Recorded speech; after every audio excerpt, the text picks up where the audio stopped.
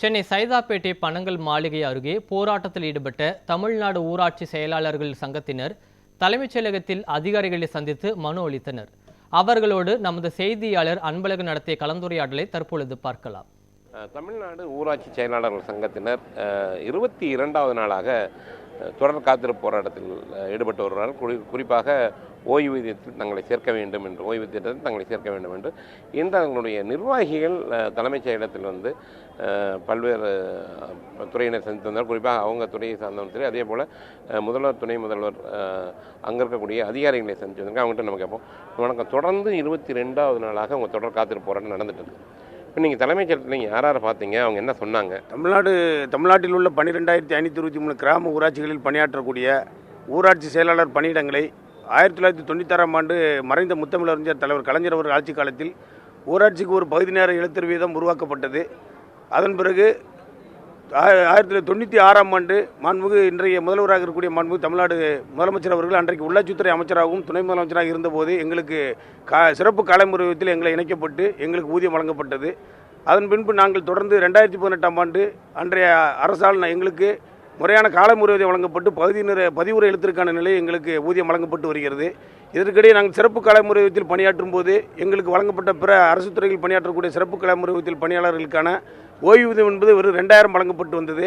அதனை மாற்றக் கோரி 2018ஆம் ஆண்டு நாங்கள் பதிவுரை எழுத்துற நிலையில் அரசாணை பெற்ற பின்பும் எங்களுக்கு அதே நிலை தொடர்ந்ததால் நாங்கள் தற்போது தமிழ்நாடு அரசால் அறிவிக்கப்பட்ட உறுதியளிக்கப்பட்ட ஓய்வூதிய திட்டத்தில் எங்களை இணைக்க கோரி நாங்கள் 2018ஆம் ஆண்டு முதல் காலமுறை ஊதியத்தில் பணியாற்றி வருவதால் எங்களை தமிழ்நாடு அரசின் உறுதியளிக்கப்பட்ட ஓய்வூதிய திட்டத்தில் இணைத்து அரசு துறையில் பிற பணியாளர்களுக்கான ஓய்வூதியத்தை வழங்க வேண்டும் என்று கேட்டு சம்பந்தப்பட்ட அமைச்சர் அவர்களையும் அனைத்து துறை அதிகாரிகளும் அதேபோல தமிழ்நாடு திராவிட முன்னேற்ற கழக அரசின் கூட்டணி கட்சிகளான அனைத்து கூட்டணி கட்சி தலைவர்களும் சந்தித்தோம். இன்றைய தினம் தமிழ்நாடு முதலமைச்சர் அவர்களுக்கும் துணை முதலமைச்சரின் கவனத்திற்கு கோரிக்கை மனுக்களை அளிப்பதற்காகவும் அதேபோல தமிழ்நாடு நீதித்துறை அமைச்சர் அவர்களுக்கும் கோரிக்கை மனு அளிப்பதற்காக நாங்கள் தமிழ்நாடு ஊராட்சியாளர் சங்கத்தின் சார்பாக இன்றைக்கு தலைமைச் செயலகத்திலே சம்பந்தப்பட்ட துறை அதிகாரிகள் சென்று மனுவை அளித்துள்ளோம்.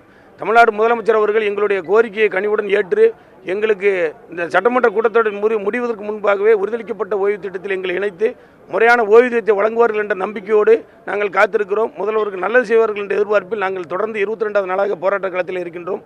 இந்த போராட்டம் என்பது மாண்புமிகு தமிழ்நாடு முதலமைச்சர் மற்றும் துணை முதலமைச்சரின் கவனத்திற்கு கொண்டு செல்வதற்காக மட்டும்தான்.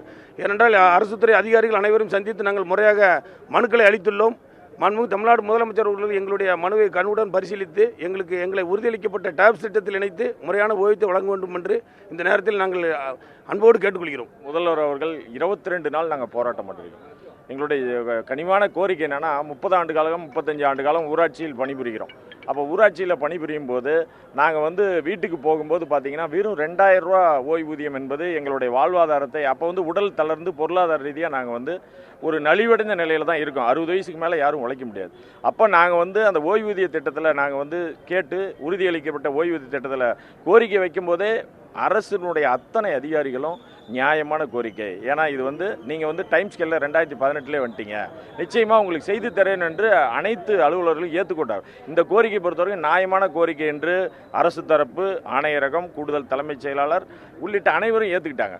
ஆனால் முதல்வர் அவர்களுடைய கவனத்துக்கு கொண்டு சென்று எங்களுடைய கோரிக்கை நிறைவேற்றணும், அதுதான் எங்களுடைய கோரிக்கை. குறிப்பாக 22 நாளாக அவர்கள் தொடர்ந்து காத்திருப்பு போராட்டத்தில் ஈடுபட்டு வருகிறார்கள். தற்பொழுது தலைமைச் செயலகத்தில் துறை சார்ந்த அதிகாரிகளையும் சரி, முதல்வர், துணை முதல்வருடைய அலுவலக அதிகாரிகள் சந்தித்து வந்திருக்காங்க. அரசு இவர்களுடைய பிரச்சனை கவனம் செலுத்த வேண்டும் என்பதுதான் இவர்களுடைய ஒட்டுமொத்தமான ஒரு கோரிக்கையாக உள்ளது. ஒளிப்பதிவு சிவாவுடன் அன்பழகன்.